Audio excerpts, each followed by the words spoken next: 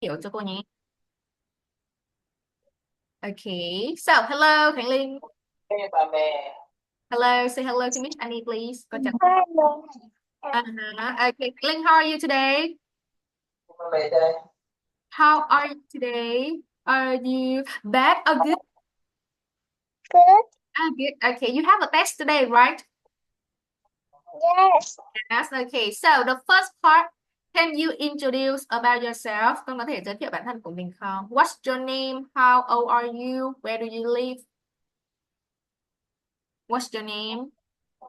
My name is Linh. Khánh Linh. Okay, so how old are you, Khánh Linh? How old are you? Con bao nhiêu tuổi? Yes. 6. 6 years old. Yes. Okay, so where do you live? Con sống ở đâu? You live. Bình Dương. Bình Dương. You live in Bình Dương. Okay, good. So, how many people are there in your family? Trong nhà con có mấy người? 1, 2, 3, 4, 5. How many? Three. 3 people. Okay, good. So, what is your favorite color? Màu yêu thích của con là màu gì? Pink. Pink. Yes, pink. Okay. Yes, good. So the next part, I will ask you some questions, the mini story. Okay. So, are you ready? Yes. Yes. Okay. The chicken is very hungry. Ooh, it means Annie very hungry.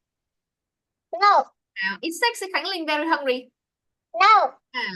It's Tony very hungry. Yes. Yes. Who is very hungry? Tony. How does Tony feel? Hungry. Hungry. That's right. He looks out the window. Ooh. Does Tony look out the house? No. Does Tony look out the door? No. No. So does Tony look out the window? Yes. Yes. Who look out the window? Tony. Tony. What kind of animal is Tony? Tony là con. Chicken. Chicken. Get drop. So his mother is in the field. Ooh. He miss Annie in the field. No. Sexy Khánh Linh in the field. No. Is his mom in the bedroom? No. See his mom in the field. Yes. Yes. Who is in the field? His mom. His mom. Get drop. Where is his mom? In the field. Yes, in the field. Get drop. So he yells loudly, "Mom!" Ooh. Does Tony cry? No. Tony sleep? No. So does Tony yell loudly, "Mom"? Yes. And what does Tony yell? Loudly, mom. Yes, good. So who is very hungry? Who? Tony. Yeah, Tony. Get drop. So the last part, I will show you. Okay. Khánh Linh, con nhìn thấy màn hình cô xem chưa? Dạ thấy.